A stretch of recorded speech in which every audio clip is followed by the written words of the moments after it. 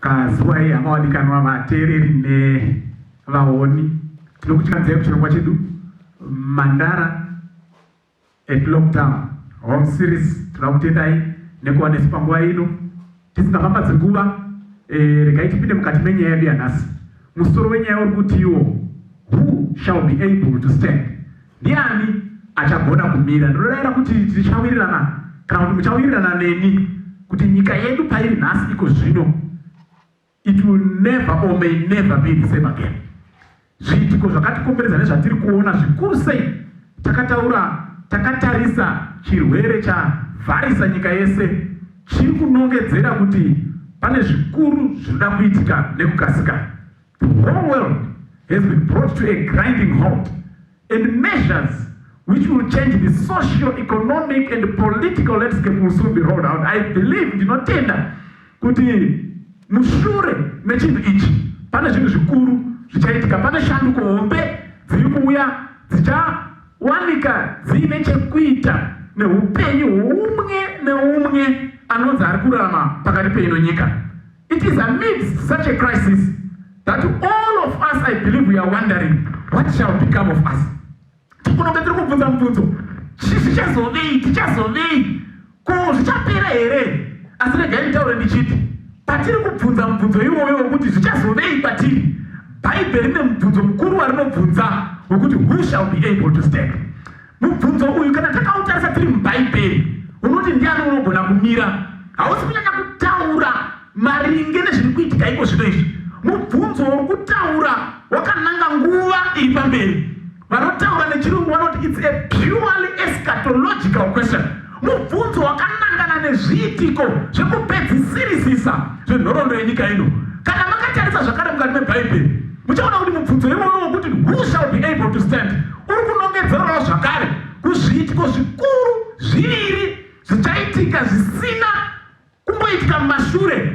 Two events of an unprecedented magnitude munguva yatatarisana nayo. Chekutanga chiitiko chacho pazviviri zvandataura, mukaverenga munoona nesamari inoti izvozvo zvichaitika at the appearance of Jesus Christ at his second coming. Mubvunzo wokuti who shall be able to stand uchinongedza kana kunangana nezvinhu zviviri. Chekutanga pazviviri izvozvo chichaitika at the coming of Jesus Christ, at the second coming of Jesus Christ. Ndikuwerenga kubhuku razvakazarurwa Revelation chapter 6 verse 15, 16 na 17. Inoti iyo, and the kings of the earth and the great men and the rich men and the chief captains and the mighty men and every bondman and every free man hid themselves in the dens and in the rocks of the mountains, and say to the mountains and the rocks, fall on us and hide us from the face of him who sits on the throne and from the wrath of the Lamb, for the great day of his wrath has come. Who shall be able to stand? Nemuchishona Jona ndakaratidzwa, ndikaona madzimambo enyika, ndikaona vanhu vakuru venyika, ndikaona vapfumi venyika, ndikaona vanotungamira zvinhu zvemasa, ndikaona varume vanonzi ava ndo vakuru, ndikaona vakasununguka, ndikaona vakasungwa, ndakaona vachitiza vachinovanda mumapako nemumakomo, vakati kumakomo tiwirei kuti vige pahasha dzouya ugere pachigaro uye pakutsamwa kwegwayana, nekuti zuva guru rokutsamwa kwawo rasvika. Ndianiko unogona kumira? Kana maakuverenga kuna Malachi chapter 3 verse 1 na 2 inoti iyo, behold I send my messenger and he shall prepare the way before me, and the Lord whom you seek shall certainly come to his temple, even the messenger of the covenant whom you delight in. Behold, he shall come, says the Lord of hosts. But who may abide the day of his coming, and who shall be able to stand when he appeareth? Malachi uyu. Now Malachi ari kuti tarirai ndichaita chinhu ichi, ndisati ndauya ndichatumira nhume yangu. Kana nhume yangu ichinge yauya, iye wamakamira ari Jesu Kristu uchakasika kuuya kutemberi yake. Kana auya kutemberi yake, tarisai muone ndiani zvino uchagona kumira pakuuya kwake. Who will be able to stand when he appears? Chechipiri chakanangana nemubvunzo uyu munochiwana patine nzira yakati vandikei kubhuku razvakazarurwa zvakare. Kuroiko kuti yataverenga Revelation 6 naMalachi 3 iri tora chiitiko chimwe chete, kuuya kwechipiri kwaJesu Kristu. Pari kubvunzwa mubvunzo anogona kumira ndiani. Pechipiri panobvunzwa mubvunzo wemubhaibheri but muchaona kuti pakati vanzikei vazhinji vanowanzoverenga but vachipapotsa kuna zvakazarurwa zvakare inoti iyo, and he causes in chapter 13 verses 16, 17 and 18, he causes all, both small and great, rich and poor, free and bond, to receive a mark in their right hand or in their foreheads, that no man might be able to buy or sell except he who has the mark or the name of the beast or the number of his name. Paito panapa chirikudzi chikara chepana zvakazarurwa 13 zvanzi chichadaidzira nekuisa mutemo kana kuti murayiro, a decree pasi rose unomanikidza vanhu, whether vakuru kana vaduku, varombo kana vapfumi, vakasununguka kana varanja, kuti vagamuchire munembo muruoko rwavo rworudyi kana pahuma dzavo, kuti kurege kuva nounotenga kana kutengesa kunze bedzi kweuyo anenge aine munembo wechikara. Saka mukatarisa kuseri kwestatement iyi, when you look at behind the other consequential meaning behind this statement, iri kuti when the beast shall make this decree that we cannot be able to buy or sell, who then will be able to stand before the beast? Saka tine mibvunzo yabvunzwa panapa nebhaibheri. Mubvunzo uri kuti achamira ndiani? Kupi kwacho? Number 1, kana Jesu akuuya. Kupi kwacho? Number 2, kana chikara chati hatigoni kutenga kana kutengesa. Ndakati chifunga nyaya iyi pana ndichiverenga. Just looking at events that are happening right now the world over, globally, you will agree that the world has been shut down. And people are struggling to survive. Vakatora ma-warnings akapiwa before all the shutdown started away. Vaimba kuti idambe. Izvo zvari kutambura. They are scarcely surviving. A daily meal is now something chokuti wangosingambozizivi kuti tichasvika pakutambudzika. Mari uinayo mumba. Pari panapa pari kunzi. Pari kuuya pasina warning. You cannot buy or sell. Iko zvinhu zvatiri kumbotambura tatakapiwa warning. Tatambositoka chikafu mumba. Tinacho chakazara mapandi. Pari pane zvimwe zviri kuleka. Pari pachauya nguva yekuti when the decree shall be made, hautengesi, are we able to stand? Saka takudzidza panapa tichiona isusu kuti when these two, one of the two, zvakuitika, vanogona kumira ndivana ndodzoka panenge pachiwa Jesu Kristu pechipiri. Pane zvanoda kuti appreciated when Christ shall be coming. Chekutanga, when Christ shall come, Psalm 50 verse 3 inotidzidzisa kuti it will be tempestuous about you and a devouring fire shall camp around him. Saka Jesu pari kunzi achamira ndiani paanenge akuuya. Bhaibheri riri kuti panonetsa kumira nekuti kana achinge akuuya, it will be tempestuous and a devouring fire will be around you. Mukaverenga 2 Thessalonians chapter 1 verse 8, same chapter 2 verse 8, inoti paanenge achiuya ari kuuya nembiri yakapetwa katatu. He is coming in a tripled glory. Ari kuuya nembiri yake, ari kuuya nembiri yababa, ari kuuya nembiri yengirosi dzose, and that glory will consume and mute into nothingness all the disobedient. Those are about who will be able to stand. Kana achinge akuuya aine mbiri inoparadza, inopwanya, inokuputsa, inokupisa, inokunanaudza, ndiye anogona kumira. Revelation 19 verse 15, he shall destroy the wicked by the sword which will come from his mouth. Kana Jesu akuuya, muromo make muchabuda munondo unoparadza manyika ose, marudzi ose, ndiye anogona kumira. Jeremiah 4 verse 23 and 26, all the magnificent buildings, all the hills and the mountains, they shall be crushed into minute rubble. Kana Jesu akuuya. Saka kana Jesu achiuya, makomo achaparadzwa, zvikomo zvichaparadzwa, mabuildings achaparadzwa, maguta achaparadzwa. Anogona kumira ndiani? Ndomubvunzo watinawo panapa. Who shall be able to stand? Kudaira kuti vamweni hautana kutofunga kuti ari kana pakadaro hazvigoneki. Asi regai ndikasike ndataura kuti Bhaibheri, vanyori vebhaibheri vakatooneswa vanhu vachamira. Isaiah kuna chapter 25 verse 9 inoti in that day paanenge akuuya Jesu Kristu aine moto unoparadza, paine dutu rinovhuvhuta, makomo achinyura pasi, mabuildings achikoromoka, muromo muchibuda munondo unoparadza. Ipapo panonzi in that day they will say, surely this is our God. We trusted in him and he saved us. This is the Lord. We trusted in him. Let us rejoice and be glad in his salvation. Kunoeva kuti Isaiah akatoratidzwa years back, centuries of years back, achitooneswa vanhu vanenge vakamira vachiti ndiye Mwari wedu. Pari kuti vapfumi vanenge vachitiza, varombo vanenge vachitiza, vakasununguka vanenge vachitiza, vakasungwa vanenge vachitiza. Great men will be running. Isaiah was shown a group of people who will be standing watching. This is our Lord. We have trusted in him. He has now come to save us. Kurova kuti varipo vachamira vati mubvunzo uchiri kungoti, who shall be able to stand? Panenge paitawo chikara, the decree yekuti we cannot buy or sell. Chii chinenge chiitika panyika? Chikara pachadaidzira kuti you cannot buy or sell. Number one, pasi rose nyika yose, the whole world would have been plunged into a global financial crisis. But I would understand at this point, in the context of what is happening around us today, lockdown. Daniel chapter 2, there is a dream yakarotwa noumwe mambo weBabylon Nebuchadnezzar. And that dream, yakarotwa some years back, maybe some almost 3,000 years going back. But muchaona kuti ine chekuita nenguva dzino dzatavakurara. Pachitombi chake take note. Chaiti gold kumusoro, yoteerwa nesilver. Kouya bronze, koteera iron, kopedzisira kutsoka kuine iron and clay. Kana matocherechedza pananga ndichitaura, muchaona imimi kuti metals iwaya ari kudecrease in value kubva kumusoro wegold kusvika tasvika kutsoka dzefu nesimbi. Ikoko kutsoka dzefu nesimbi ndokuti ndokwakauya dombo rakarova chifananidzo kutsoka. Kurova kuti dombo iri hariwi mazuva egold, dombo hariwi mazuva esilver, dombo hariwi mazuva ebronze, dombo hariwi mazuva eiron, dombo rinouya tava kutsoka. Kurova kuti tatoparara economically when the world is tottering on the brink of economic collapse. Tatokuvhukubva kugold ndopanouya dombo. Saka munguva dzakaita saidzodzo chikara ndopachichadaidzira hamutengi kana kutengesa. Chikara pachichadaidzira chinenge chaita control over the global economy. Kuverenga Daniel 11:43 inotaura izvozvo, you will have control over all the treasures of the world. Nekuti chikara hachigoni kumanikidza vanhu kutenga kana kusatengesa kana chisati chakontrola economy. Kwete izvozvo zvoga.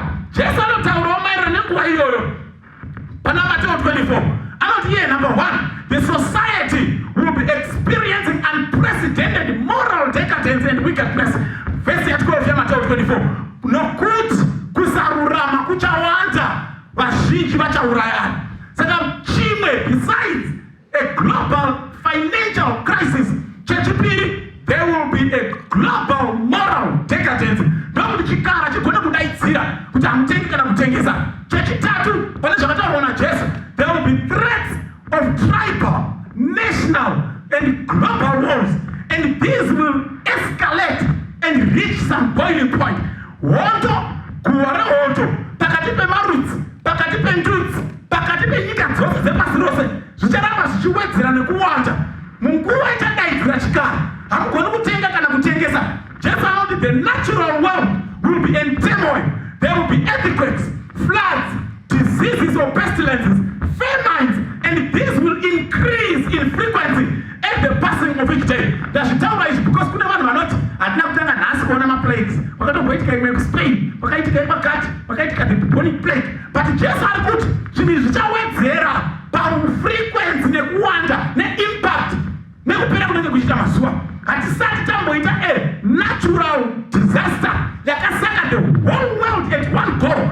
Iblokwe, ivhare, kushaye ndege inosimuka kana kumhara, kushaye munhu anoenda kuchikoro, kushaye hazvisati zvaitika.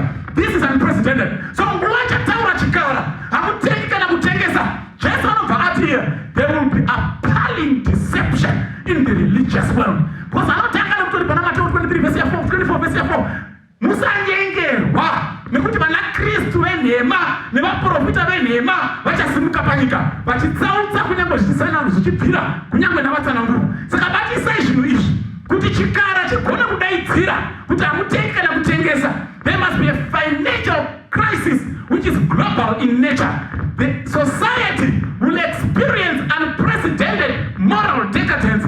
The tribal, national and global wars will escalate in frequency. Natural disasters, earthquakes, floods, diseases, famines, these also will increase in frequency. And then religiously, kuchavana kuparidzwa kwakawanda, but kuzhinji kwacho iri vhangeri renhema. Saka as a solution to this crisis, the beast will enforce be a time of trouble such as never was. Ndopari kunzi nemubvunzo, ndiani anozomira kana zvichinge zvadaro? Saka vachagara misangano, tarai muone zvaita upfumi hwepasi rese hwakuondonoka, tarai muone uori hwapasi rose, vanhu vapanduka dzamhuka, tarai muone zviri kuitika in the natural world, disasters and famines and pestilences, tarai muone even religiously vanhu havana kurongeka. Toita sei tipedze zvinhu izvi? Ndopachanzi vanhu ngavabatane, tiise murayiro unonongedzera vanhu kuti makuita izvi neizvi neizvi. Kana murayiro iwowo waiswa, who shall be able to stand? Isaiah ataura kuti ndakavaona, at that day they will say, here is our Lord. Kureva kuti varipo vachamira. John anoti chapter 7 verse 9 zvakazaro, zvino ndakatarisa ndikaona inenge a great multitude, chaunga chevanhu, it was standing before the throne and before the Lamb. Kureva kuti John akatovaratidzwa vakanga vakamira pamberi pechigaro nepamberi pegwayana. Mukaenda zvakare pachapter 14 yaRevelation verse 1, John anoti, I looked and there before me was the Lamb standing on Mount Zion, and with him 144,000 who had his name and his father's name written on their foreheads. Kureva kuti John ari very confident because he was shown, haana kungodzwa bedzi, akatovaona vakamira. Saka varipo vachamira. Regai ndikutaurire mudikani, kana wanga uchidetseka nguva yese kuti nyika ino iri kuendepi, taakubvepi tichiendepi, regai nditaure ndichiti iko zvino taakutsoka, taakupendera nhoroondo yenyika. But pataakupendera nhoroondo yenyika, mubvunzo mukuru watinofanira kuzvibvunza pairi kupedzwa nhoroondo iyi, chikara pachichadaidzira zvachodaidzira ndichagona here kumira? Kana chikara chapedza kudaidzira zvachodaidzira, Jesu akuuya, ndichagona here kumira? Ndiripo here pavanhu vakaonekwa naIsaiah? Ndiripo here paboka rakaonekwa naJohn? Saka mubvunzo waakubvunza vanhu ndokuti saka vambori vanani vanomira pasachit crisis. Mukaverenga zvakazaro chapter 7 iyoyo, John andobvunzwa mubvunzo iwoyo.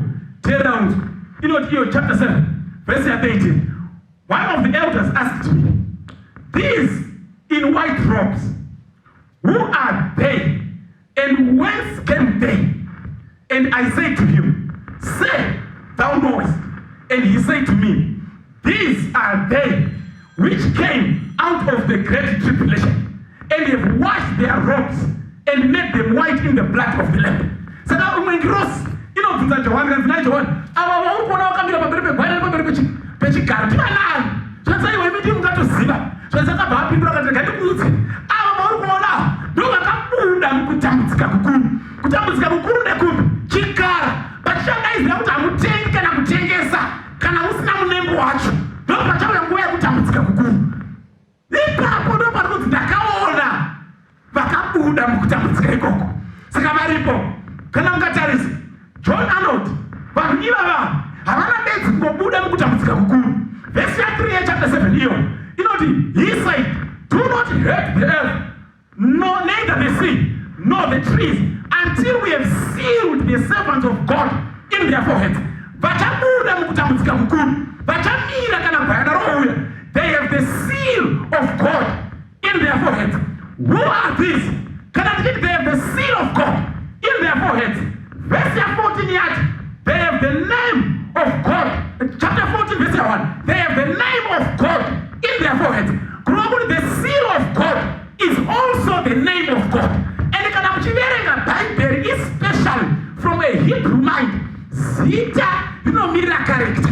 Saka na Bible richiti, those who will stand will have the seal of God in their foreheads. Panaimwe nzvimbo yoti, they had the name of God in their foreheads.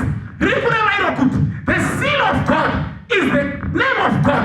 The name of God is the character of God. What is the character of God? John, the most loved of the disciples, ndiye aigona kutsanangura Jesu kupfuura vamwe vadzidzi vese, anoti God is love. So God's character is summed up in that phrase, God is love. Jesu ndokubvunzwa nevamwe, tiudzei murayiro mukuru ndoupi? Ati murayiro mukuru ndeuyu. Pana Matthew 22 verse 37 to 40, murayiro mukuru unoti, ida Mwari wako nemoyo wako wose, Wechipiri unofanana naiwoyo, idawo kwako sekuzvida kwaunoita kureva kuti iko kana Mwari achinzi God is love, mutemo wanzi naJesu, mutemo mukuru unoti ida Mwari wako nemwoyo wako wose. Wechipiri anzi wakafanana neiwoyo unoti ida hama yako sekuzvida kwaunoita, kureva kuti mutemo mukuru iri karekta yaMwari rudo. Ende ukatarisa mitemo inegu yekutanga mina kana kuti the first 4 commandments yasamarizwa naJesu iri kungoti ida Mwari wako nemwoyo wako wose. Nekuti kana uchida Mwari wako nemwoyo wako wose, hauiti vamwe vaMwari kunze kwake, haugadziri zvifananidzo zvokunamata, hautauri zita raMwari zvenhatu, hautyori sabata raJehovha Mwari wako. Saka mitemo mina yekutanga iri kuti ndada Mwari nemwoyo wangu wose.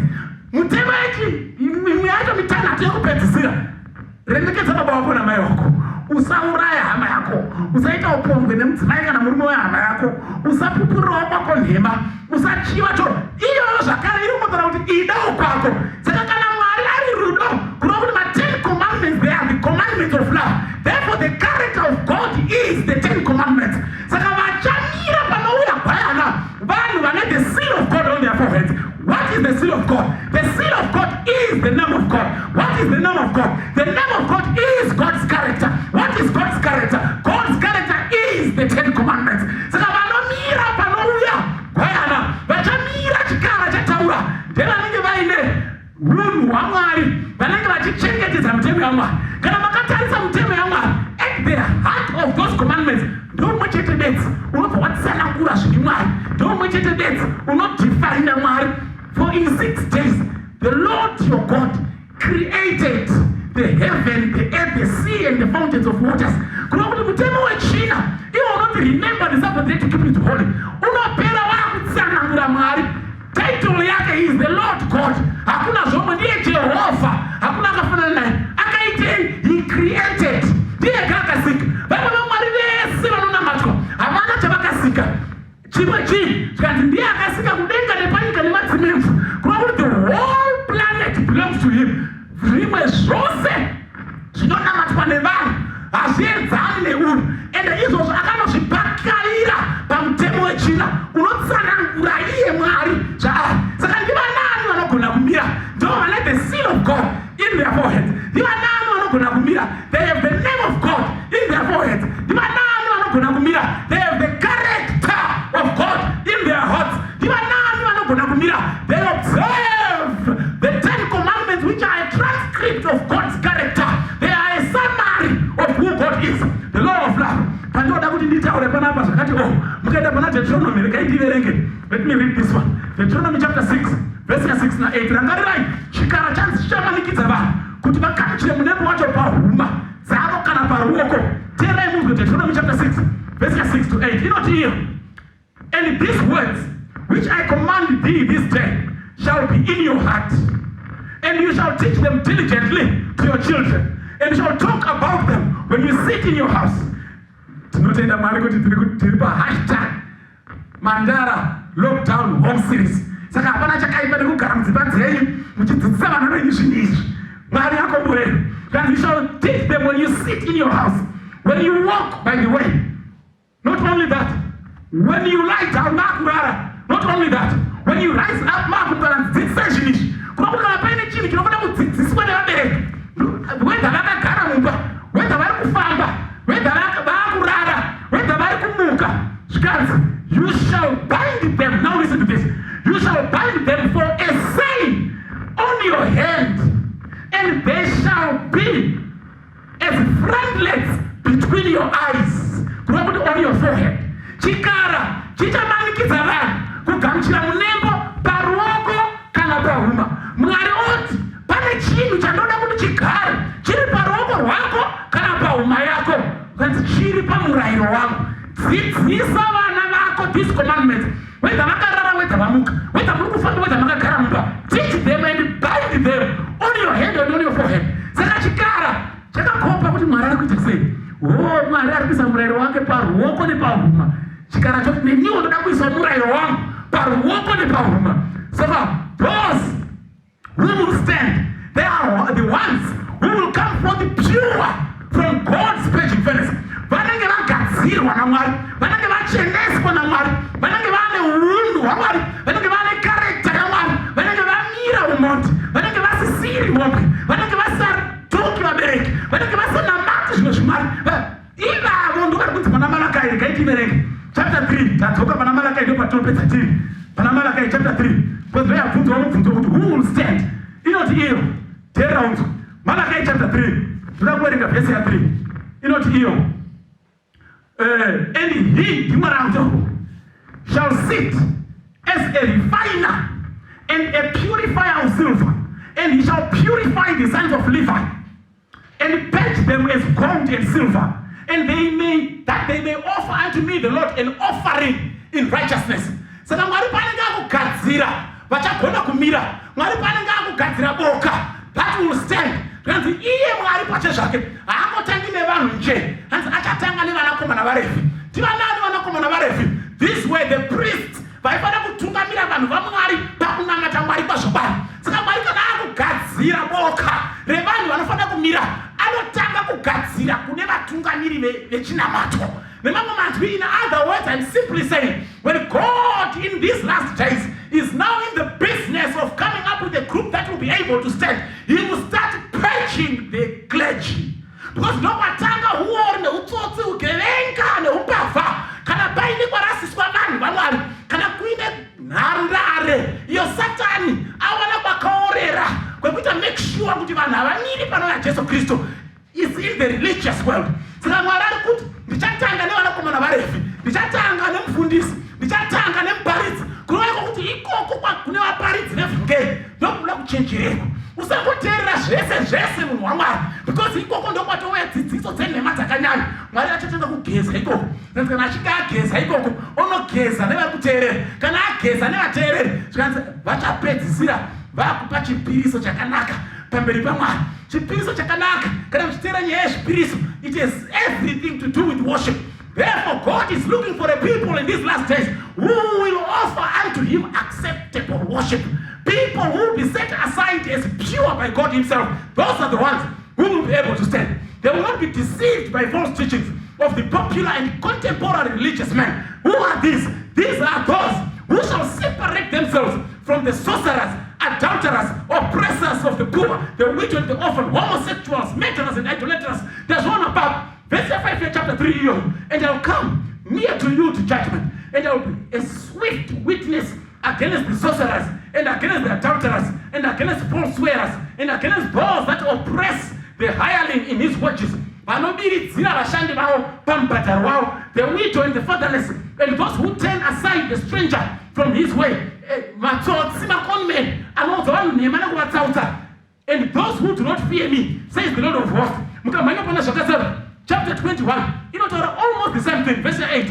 But the fearful, the unbelieving, the abominable, the murderers, the homosexuals, the sorcerers, and idolaters, and all liars shall have their part in the lake which burns with fire and brimstone, which is the second death. Who shall be able to stand? They will have cleansed themselves from all these groups. Who shall be able to stand? These are those who will invest. I will close with this one. They will invest their possessions in the Lord, not individuals or self. Malachi chapter 3, verse 7. Language Malachi 3, verse 7. Even from the days of your fathers, you are gone away from my ordinances, and you have not kept them. Return to me, and I will return to you, says the Lord of hosts. But you said, where shall we return? Will a man rob God?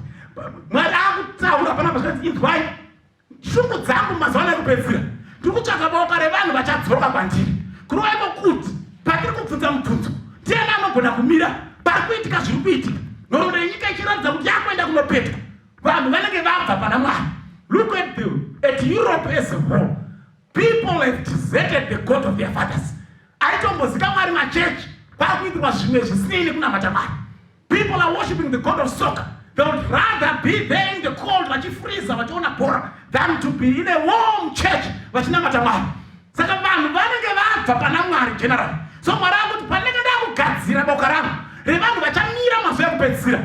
I want you to return to me, and I will return to you. but ini makadzi tinodzoka pane zvipi kuti takamukubira here. Saka vanhu vanoziziva kuti kana zvichinzi munhu abva pana Mwari anenge abira Mwari.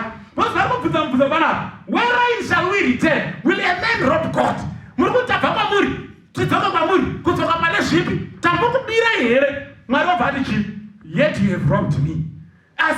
But you say, wherein have we robbed thee? In tithes and offerings. Kana paine nhandare yarashiswa vanhu naSatani inyaya yepandapedzisira kuverenga. In these last days, when God is seeking a way to have people come back to him, Mwari anoziziva, because Jesu akataura, go and read Luke chapter 12 verse 34, noverenga Matthew chapter 6 verse 2. Pane pfuma yemunhu ndo pane moyo wake. Saka Satani anozviziva kuti pfuma yevanhu kana isati yapa naMwari havagoni kudzoka kuna Mwari, because munhu anoteera kwaenda pfuma yake.